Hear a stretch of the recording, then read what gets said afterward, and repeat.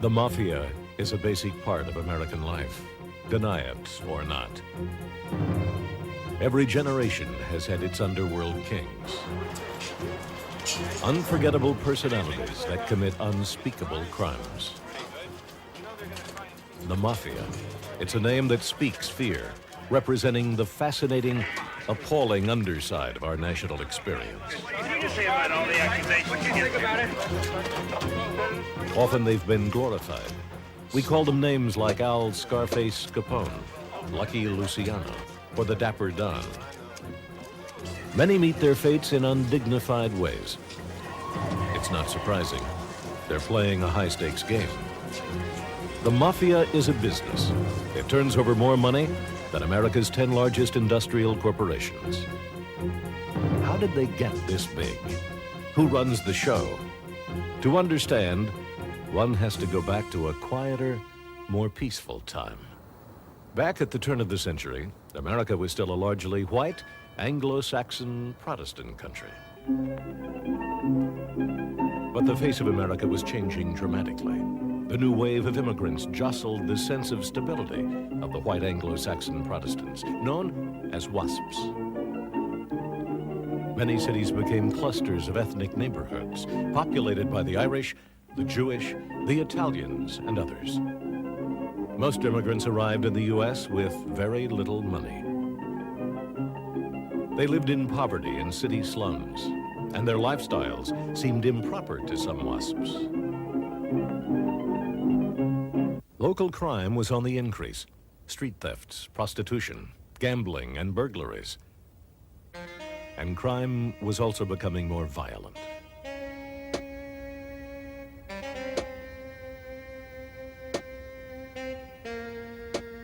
Well, it's been said in the defense of ethnic groups that feel slighted by their association with crime, particularly the Italians, that crime is not an ethnic phenomenon, which it certainly isn't. It certainly goes across all ethnic groups. But one must understand that extreme criminality is often found among groups which are, let's say, the hungriest when they arrive. There was also another side to it. Many immigrants brought with them a hostile attitude toward the law. The Irish had been oppressed by the British, and for them opposition to British law was heroic. The Italians from southern Italy felt that the law was unjust, and the Jews fled Eastern Europe because they'd been persecuted and denied the right to own property. So for many, getting around the law was an honored activity. The WASPs feared the changes they were seeing. They wanted to establish more control. They were particularly worried about the drinking habits of the new immigrants. The Anti-Saloon League and other temperance movements were already making their opinions known. Alcohol is a detriment to youth. I wish that all the youth of America would see it in the same light that I do.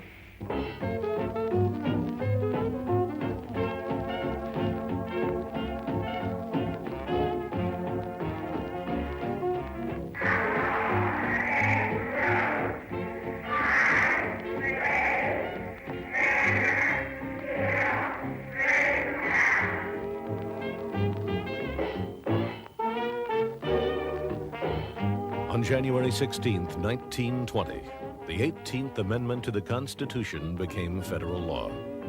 Enforced by the Volstead Act, it banned liquor sales, production, and consumption.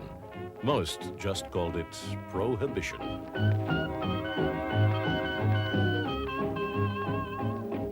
Prohibition was foisted on this country by white Protestants who were worried about the new immigrant groups, worried about social control, and they saw the abolition of the liquor traffic as a way of imposing a kind of social control on these new immigrant groups. However, many Americans did not want to stop drinking. They'd suffered through World War I, and they wanted to have some fun. A strong demand was created that needed someone to supply it. For many immigrants who were looking for ways to make money, Prohibition was a dream come true. An illegal but highly profitable career as a bootlegger proved irresistible.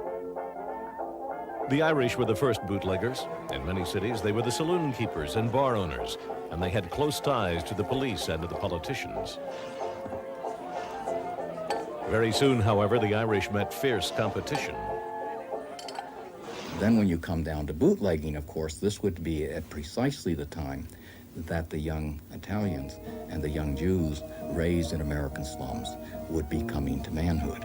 And there was an opportunity to move quickly into an expanding business activity. Most newly arrived Americans played the game straight, committed no crimes, and rose by their own legitimate efforts.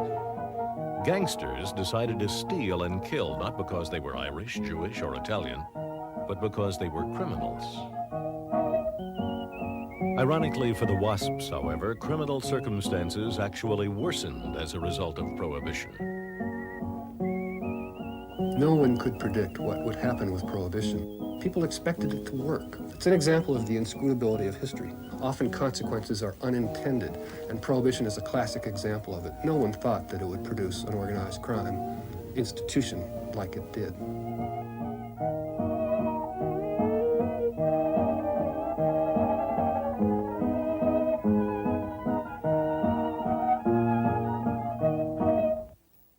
The WASPs believed they could use Prohibition to control the recent immigrants. What they didn't know was that a new, defiant attitude toward American justice was taking root. Some Italians believed more in the Mafia code than in any United States law. And soon, Italian criminals would begin to dominate the other ethnic gangs. But as we'll see, the 1920s were still a time when all the gangs needed each other. Bootleggers connected coast to coast, moving booze. The underworld was becoming coordinated, and organized crime, the Mafia, was born. In turn, the Mafia helped organize American justice. The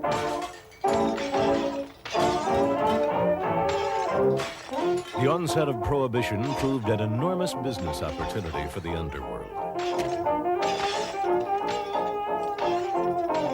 What it really spawned were the criminal gangs that we know today.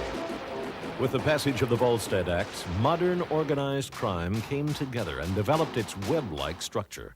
It was like an event waiting to happen. Many of the early bootleggers had been involved in the newspaper wars. Major newspapers hired gangs of thugs to force news dealers to carry their paper and not the opposition's. It was a natural graduation into the Prohibition liquor trade, where making money and violence went hand in hand. The most violent and the most successful bootlegger in New York was the Irishman Oney Madden, a convicted murderer and gang leader. When illegal bars or speakeasies opened all over New York, many of them served Madden's beer, a brew called Madden's No. 1. Like other successful bootleggers during this time, Madden went from being a nasty small-time killer to running a major underworld business empire. Oney Madden of New York was a stone killer. He ran that town. Ed Sullivan, who was a Broadway columnist in the 1920s, said that knowing Oney Madden in the 20s was like knowing the mayor. The story was the same in Boston, a city with a strong Irish community and a history of resistance to Prohibition. Most of the bootleggers had names that we've forgotten today, with one notable exception, Joseph P. Kennedy, the founder of the Kennedy dynasty. During Prohibition, he was already a bank president and making money on the stock market. So many of the Boston Irish were involved in bootlegging in the 1920s, and I think perhaps Joe did it on one level just to be one of the guys, to have this connection to the old community from which he had sprung and which he had frankly long ago left behind. It's a way of returning to his ethnic roots in East Boston to become a bootlegger. I think Joe Kennedy did have a natural affinity with other people who saw themselves as fighting the establishment. I don't think there's any doubt that Joseph Kennedy was in contact with a number of mafia characters during the 1920s. Kennedy kept quiet about his underworld associates, although he would maintain contacts with organized crime figures all his life. His public associates were more refined. When the Harvard class of 1912 had its 10th alumni gathering, Joe played a critical role in making it a roaring success. Ralph Lowell of the Boston Lowells, who was the secretary of the class of 1912, later described Joe as our decennial Santa Claus, the man who had provided the booze. Joe's operatives brought the booze ashore in Plymouth, just as the Pilgrims had come ashore in 1620. And it was great stuff. The Harvard reunion in 1922 was very grateful for this high-class booze provided by Joe Kennedy to the class. Most of his bootlegging activities weren't so altruistic. Bootlegging was a business for Joe, and it helped him launch the Kennedy fortune. It was, of course, also illegal, and the federal government was doing its best to stop the bootleggers. It was a difficult task. Many people didn't respect the law, and their determination to keep drinking demonstrated that creativity was alive and well in the 1920s America.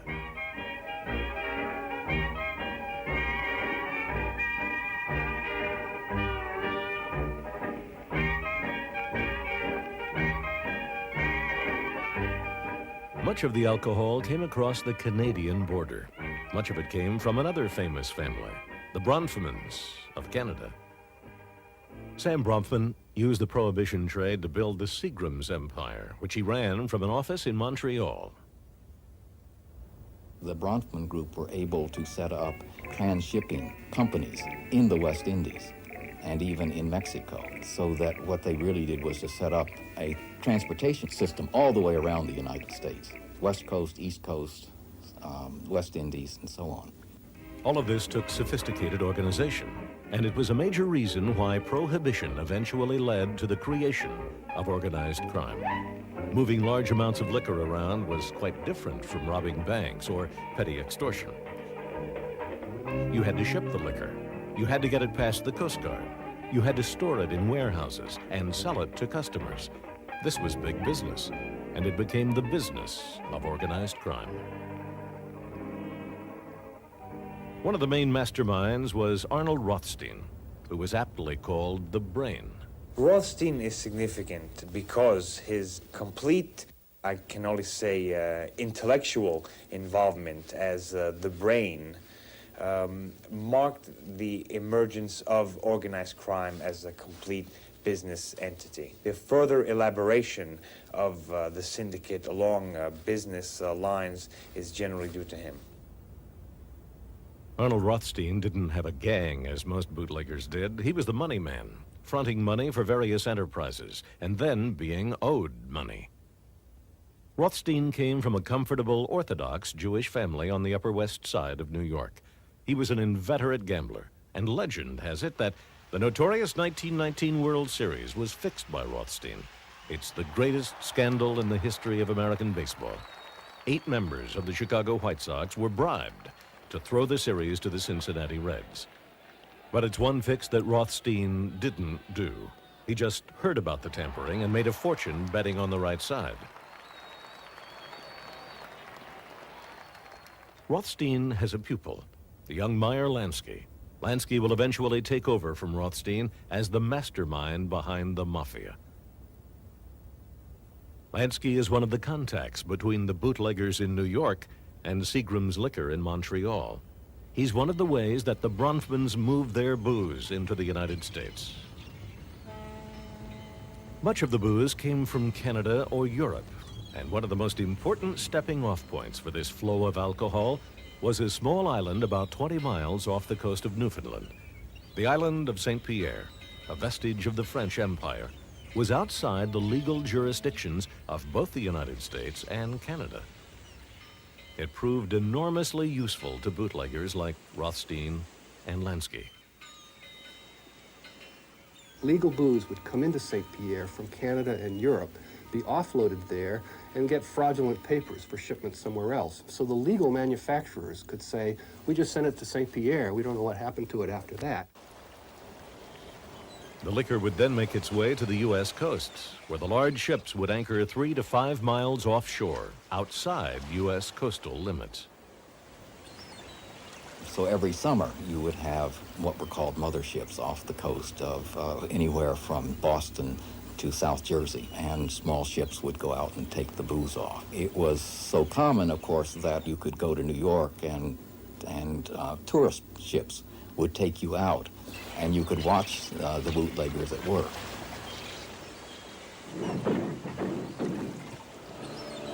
The Coast Guard would send high-speed boats out to try and intercept the bootleggers. But sometimes the corruption of Prohibition reached them too. Once, Oni Madden's partner bribed a Coast Guard cutter to bring in 700 cases of booze to a Manhattan dock. For the bootlegger who got his shipment ashore, the challenges weren't over. Anybody who wanted to hijack his booze could do so.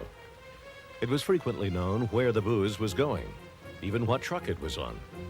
And this in turn meant that rival bootleggers had to hire gunmen to protect their trucks, which proved yet another step in fostering the armed mobsters who would control organized crime. Prohibition had been meant to herald an era of sobriety and clean living. Instead, it was the dawn of unprecedented violence in American life. Gangsters were becoming a way of life. And few cities would prove to be more tainted, more corrupt, and more violent than the city of brotherly love, Philadelphia. It was a town where the politicians were bootleggers, the cops were criminals, and the good times rolled.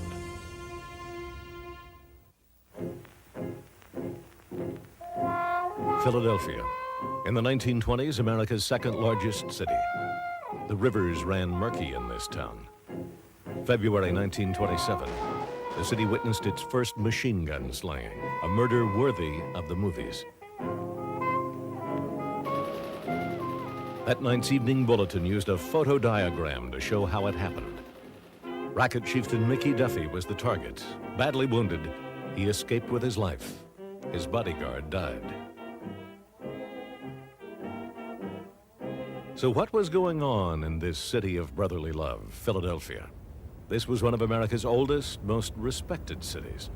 It called itself the workshop of the world and led the nation in producing locomotives, streetcars, textiles, and even hats. It was a proud place, with a blue blood upper class that lived on historic Chestnut Hill and along the so-called Main Line. But there was another side to Philadelphia, less proper, more seamy. Philadelphia didn't just lead the nation in industrial production. It was a leader in corruption. It was a one-party town. The Republican machine had run the city since the 1870s. The politicians ran a protection racket, being paid off by the gambling houses, the prostitutes, and the saloon keepers. Philadelphia's best-known mobster was Boo Boo Hoff. He had grown up in a Jewish immigrant neighborhood in South Philadelphia. Boo Boo Hoff, who was the most important bootlegger in Philadelphia, was a relatively small man. Looked really very much like any small businessman. That is, nobody would have mistaken him for a criminal, or certainly for a guy who may have been behind violence. He didn't look much like a gangster, had no reputation himself for violence, although obviously his bootlegging operations involved occasional killings and beatings. Any major bootlegging operation necessarily had to include such things. Boo Boo Hoff had an office in a downtown bank building. It was here that he ran his unique blend of legal and illegal enterprises. He had good ties with some of the top police officers. Probably, in part, not so much through his bootleggings as through a shared interest in boxing. I mean, this was a guy who owned boxers, who was part of the sporting world of Philadelphia, and would have gotten to know lots of politicians and policemen at fights.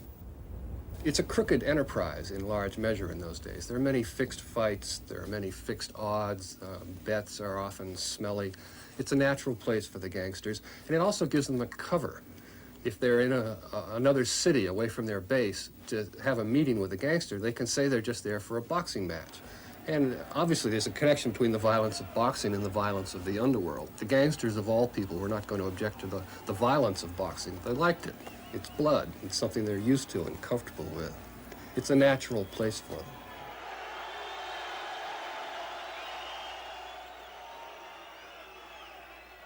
Boo Boo Hoff used his political connections to move into a number of profitable areas. With the onset of Prohibition, he turned his attention to Philadelphia's massive industrial alcohol industry, to companies like Publickers and Quaker Industrial Alcohol. What they're doing then is redistilling the alcohol to make it palatable, consumable in beverages. Unfortunately, they typically don't do a very good job of this. And The city coroner reports that 10 to 12 people a week are dying from alcohol poisoning. And it's probably an undercounting because, of course, if Dad has died from tainted gin, his family doesn't want the neighbors or the minister to find out about it.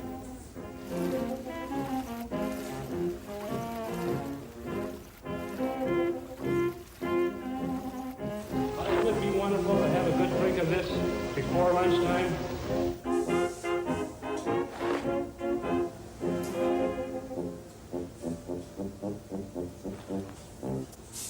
Only part of Philadelphia's alcohol was doctored. Most of the rest arrived via Europe and Canada. Sometimes it came straight up the Delaware through the docks, and sometimes, just sometimes, the Coast Guard caught the bootleggers. But more often than not, Philadelphia's booze made its way in via Rum Row. Philadelphia's bootleggers had a perfect area for smuggling, among the vast stretches of tidal salt marshes on the Delaware Bay.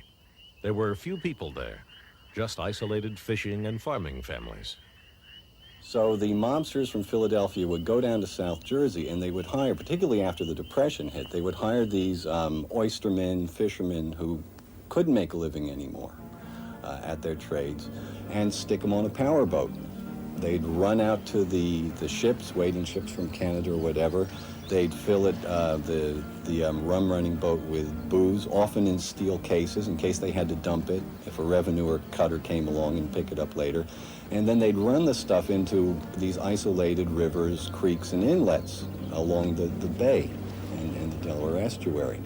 The farmers then warehoused the stuff, and it could stay there for a week, a day, or months. And it became a very important part of the local economy. The mobsters didn't just hand over the drink to their clients. They wanted a bigger piece of the action.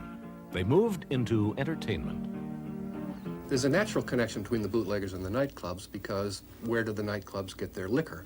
Obviously from the bootleggers. So the bootleggers become partners with many of the people running the nightclubs at that time, and ultimately they own many of the clubs. Boo Boo Hoff ran the Turf Club in the Sylvania Hotel and several other clubs, which attracted the city's upper class. At the speakeasies, the elite could rub elbows with the underworld.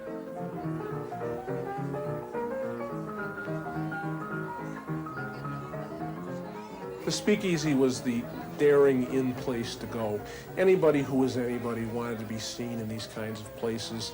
You had to have a business card to get in. You had to know the owner. There was a daringness to it. There was a bravado. In a sense, it was kind of a voyeuristic thrill. You were doing something daring. You were tweaking the nose of Uncle Sam, while at the same time experiencing a great new art form in jazz. Socializing with the highbrows of society and the literati and the Gold Coast mavens. It was a wonderful time to be alive.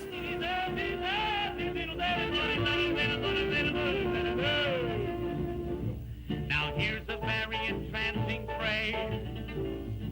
It will put you in a daze. But to me it don't mean a thing. 'Cause it's got a very peculiar swing. Many of America's most famous musicians played in the speakeasies, also rubbing elbows with mobsters. There was a certain affinity between the gangsters and the jazzmen. They have a certain common ground, nocturnal habits, a style of dressing, disapproval by the straight world, things to hide, glamorous women, secrets.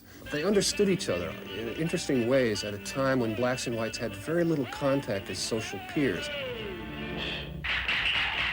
There was no question who ran the show. Take New York's Cotton Club, one of the fanciest nightclubs in the country. Its ownership was concealed, but the boss was Owney Madden. Owney Madden wants the best entertainers. He wants Duke Ellington, and he's distressed when in 1927, the Duke goes to play at Philadelphia's Standard Theater. So Owney Madden calls down to his buddy in Philadelphia, Maxie Boo Boo Hoff, and Boo Boo Hoff sends his associate, Charlie Yankee Schwartz, over to the manager of the Standard, who delivers his famous line, "Be big or be dead." And Ellington and the orchestra pack up their bags, head back to New York, and begin their famous engagement at the Cotton Club.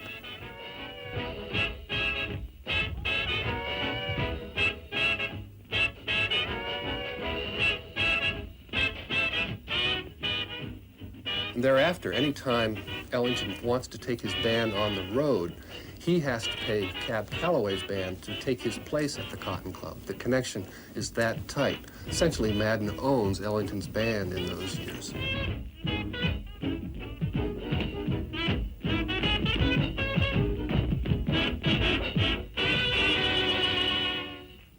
In Philadelphia, the sound of music was turning ugly, and the bell began to ring for reforms. When the city elected a new mayor, Freeling Kendrick, he asked President Coolidge to send someone to clean up the city. Marine Brigadier General Smedley Darlington Butler arrived and started a determined campaign to stomp out crime and enforce prohibition. Butler discovered that nearly everyone was on the take: the police, the politicians, and the mobsters. Butler becomes increasingly frustrated. He goes public with his frustrations. He gets in arguments with the mayor. And finally, before leaving after the end of his second year, in a speech before a group of women in Pittsburgh, he calls Philadelphia a cesspool on the edge of the state and says that Philadelphia simply lacks the will or resolve to enforce prohibition. Philadelphians are upset about the situation. So in 1928, Judge Edwin Lewis convenes a grand jury to look into the matter. He takes lots of evidence from lots of witnesses, and the story is grisly. The extent of the graft, he estimates that about $2 million a year is being paid to Philadelphia cops and politicians by the bootleggers. In August 1928, the jury announced its findings. It was a damning indictment of the Philadelphia police. They had discovered 24 high-ranking officers with bank accounts worth about $750,000. Not bad when the average policeman's salary was only about $2,000 a year. The policemen came up with some weak excuses. Some said they had been lucky in crap games. Others that they had bet on the right horse. In the end, 138 policemen were found unfit for service. Boo Boo Hoff, the grand jury's final statement, says he's probably behind all of this, but we can't indict him. He's too insulated by fronts and covers. And so the grand jury really amounted to not very much. Some interesting information, but no arrests. No prosecutions came from it. They could not touch Boo Boo Hoff. Boo Boo Hoff survived Prohibition without going to jail. But there were crime fighters who refused to give up. And one was an extraordinary young woman, at the time a rare figure in American justice. Alcohol is hindering the coming of world peace because it is befuddling the thinking of humanity. It is no laughing matter today when the National Survey of Education on Alcoholism states that one out of every 6 boozers are women. It was the women's movement, the suffragettes, the Women's Christian Temperance Union, and the powerful Anti-Saloon League that had been the driving force behind Prohibition. So it was logical, if somewhat radical, for a woman, Mabel Walker Willebrandt, to be asked to enforce the new law. A woman was very important to be in that position because Prohibition was looked at as a woman's issue. Women had just gotten a vote. So it was a high visibility position. It was a moral crusade to many people. Mabel Walker Willebrandt was an unusual woman.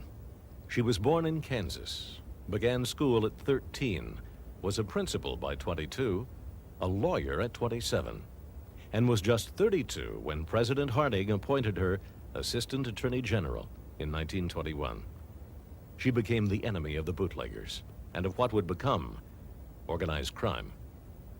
For all of my life, I've had the most uncanny feeling that always seems to say to me, you are marked to step into a crisis sometime as the instrument of God. It seems that it may mean danger or disgrace or in some way cause me agony of heart, but I can't escape it. With recurring frequency, I've had the feeling so often all my life, since I was a very little girl. Lately, I've quit fighting it. Apparently, trying to enforce Prohibition was that special mission that God had in mind for her. That gave her the strength she needed to persist, but it also gave her a kind of fanatical edge. Willebrandt believed in upholding the law of Prohibition. She had wine, certainly before, or whiskey sours before she came into office. She didn't drink at all while she was in office, and she worked fiercely and was viewed as a zealot to enforce the law. It's often said that drinking actually went up during Prohibition, but that wasn't the case. The only thing that went up was the price. Name brand whiskey, for instance, went from $0.10 a shot to as much as $3. People may have just thought there was more drinking because it was more daring, more celebrated, more extreme. One drink's recipe from the time captured the atmosphere. Take 3 chorus girls and 3 men. Soak in champagne till midnight. Squeeze into an automobile. Add a drunken chauffeur and a dash of joy. Shake well. Serve at 70 miles an hour. Chaser, a coroner's inquest. The saloon had been replaced by speakeasies, some of which lived up to their Hollywood image of secret peepholes, breathless passwords, and fantastic decor.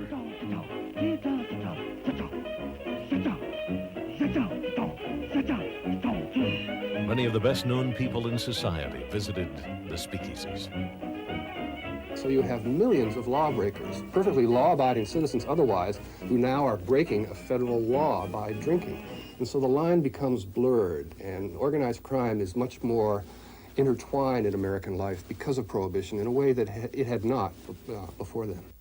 She kept saying that the upper class, the Kennedys of this world, had a particular responsibility. She felt that was very important, and she pressed that and said there seemed to be sometimes just then the working class that was out there made prey of the bootleggers.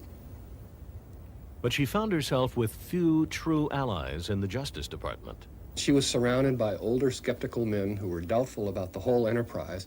She got very little cooperation from the attorneys general. Harry Daugherty, for example, Harding's notoriously crooked attorney general, gave her no cooperation. The Justice Department made a great song and dance about clamping down on bootleggers, calling in the newsreel cameramen to show their dramatic raids to the public. When I was appointed to this office, I stated publicly and promised myself that we would enforce the national prohibition policies honestly and earnestly and lawfully. I do not like spectacular methods or anything that may be described as a drive. Steady, relentless pressure, intelligently applied to the maximum of our resources at all times and in all seasons is our aim and intention. The truth was that the feds frequently turned a blind eye. The Prohibition Bureau agents were poorly paid and easily bribed.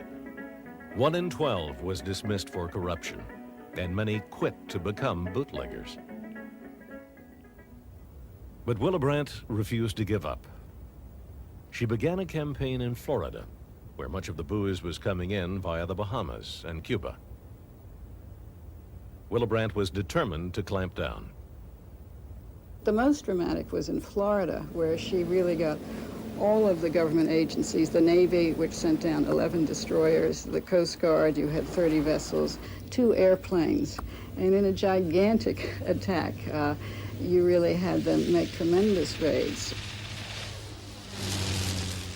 It was something of a personal triumph for Willebrandt, but when she turned her attention to padlocking New York's speakeasies, she stirred up criticism. People did call foul because they thought it was a little unfortunate that you were having all of these raids, and the raids were highly publicized because there were so many of them, plus which the U.S. attorney obviously was not agreeing with Mabel and was giving out adverse stories that there was a sort of Roman holiday going on there. But great was Flapdoodle. She just blew it off and said, this is something we've been doing, and in her annual report that year, she pointed out that 7,000 padlocks, injunctions had been actually instituted that year. And she was pleased because after the headlines went, they'd taken 18 to court and they'd found guilty 15 of them. But Willebrandt was getting worn down by the constant struggle. Mabel's great frustration was you always got the little fish. It was very hard to get the big fish, and she wanted the big fish. She had a cartoon that she kept which showed her with a mop trying to mop it up and keep it back, the incoming waves. And it was obvious that there was this inundation coming. When she left office in 1929, she wrote to her parents that she felt very often like the little boy who put his arm in the dike. And so she'd stopped a lot of things, she said, but it's a wearing way to be a hero. Years later, a judge said of Willebrandt, if Mabel had worn trousers, she would have been president. But despite her good work, some of the worst criminals in American history were beginning to emerge. The most important legacy of Prohibition was the creation of organized crime. But it wasn't the Irish gang nor the Jewish mob that would ultimately rule. It was the Cosa Nostra, better known as the Italian Mafia. The Italians had the Mafia. No one else had that secret criminal brotherhood, and that gives the Italians an extraordinary cohesiveness and a kind of national organization that the Irish and Jewish gangs did not have. From the quiet, dark alleys of Little Italy to the flamboyance of Al Capone, the Italian criminals have survived and flourished like no others. But to understand their dominance in the underworld, one must go back. After World War I, powerful Irish gangs controlled the lucrative Brooklyn waterfront, collecting tribute, about $1,500 a week, from each of the more than 60 dock owners. Those who declined saw their wharves and vessels looted, burned, or wrecked, or worse. The East Coast longshoremen has been a mobbed-up union for most of this century. It started even before Prohibition, originally with Irish guys on the Brooklyn docks. It was a very dangerous occupation to be head of the longshoremen's union on the Brooklyn docks because you had a short life expectancy. 6 or 8 guys in a single decade would take this job, be killed off, someone else would get the job, be killed off. The Brooklyn Bridge area was traditionally Irish territory.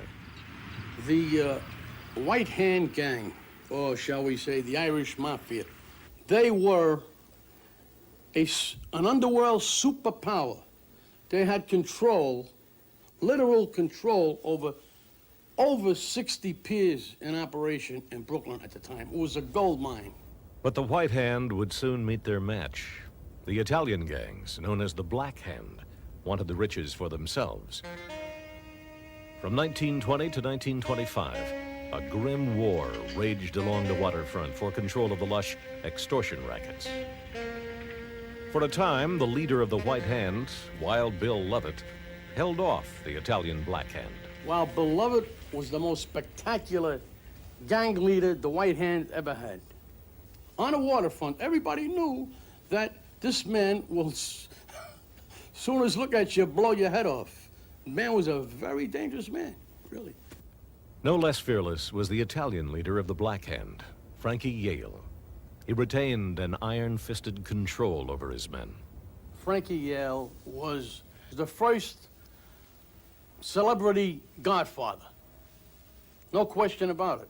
Yale was the first of the openly flamboyant gangsters. He was known as the Prince of Pals. He was an extremely popular person, not least for the fact that he liked to cultivate a sort of Robin Hood image of taking from the rich and giving to the poor. For instance, during the coal strike of 1922, Yale's men delivered coal to hundreds of families who were freezing. This was the paradox about Frankie Yale. He was vicious, and yet he was also sympathetic. The reason for Frankie Yale's generosity, in my personal opinion, was he was born into abject poverty. He knew what it was to be poor. And he had, his heart went out for the poor people. But still, the bloody feud went on, and Yale needed tough henchmen. He was introduced to Alphonse Capone at a very young age. and he took a liking to Al. He tutored Al in the ABCs of the underworld. Yale put Capone to work as a bartender and a bouncer in his dance club. From his humble beginnings in Brooklyn, Al Capone would carry a nickname for the rest of his life: Scarface. One night while Capone was working, he told a female customer, "You got a beautiful ass." Her brother, Frank Galluccio, took out his knife, aimed for Capone's throat, but instead slashed his face 3 times. Gangsters live dangerously, and before long, Capone savagely beat up a member of the White Hand Gang. Their leader, Wild Bill Lovett, came looking for him. Frankie Yale got word that Wild Bill Lovett was trying to track down Capone. He says, "Al, look, the best thing I could tell you, this man is gonna, sooner or later, with the scars and off identification, he's gonna get you sooner or later." So Frankie Yale sent Al Capone to work with Johnny Torrio in Chicago. It proved a lucky move. When Prohibition began, Frankie Yale mobilized his Black Hand troops into bootlegging, using his links in Chicago. What Prohibition did was it took rather loosely organized neighborhood gangs and it put them into transnational communication with each other. Because what was involved was the shipping of various liquors from one part of the country to another, even from outside the country, it was of enormous benefit towards making this a sort of national combination. The White Hand's power was waning. Their leader, Wild Bill Lovett, was gruesomely murdered by the Black Hand. When Richard Peg-Leg Lonergan took over, Al Capone returned to Brooklyn to get rid of this Irish gang once and for all. Sylvester Agulia was the man chosen to start the ball in motion. He was to whack a top lieutenant of the Irish White Hand gang across the head with a meat cleaver. That was the signal. The lights went out and the gunfire erupted immediately.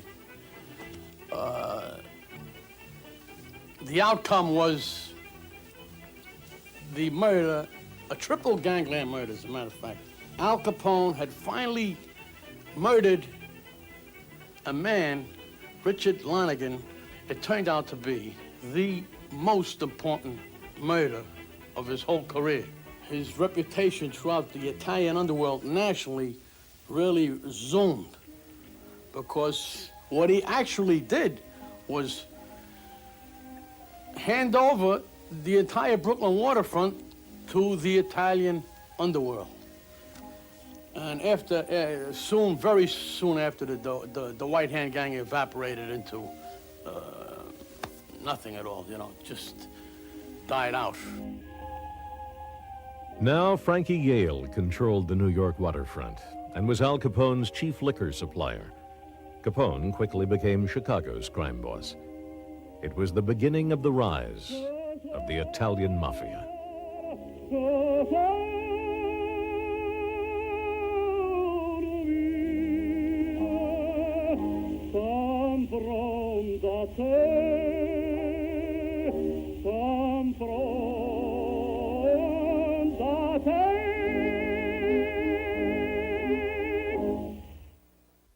The Prohibition era created many underworld criminals, but ultimately, the Italians would reign supreme. In the years to come, the Italian mafia would take aim at many other targets, but in turn, they would become the crime fighters' main target themselves. I'm Bill Curtis.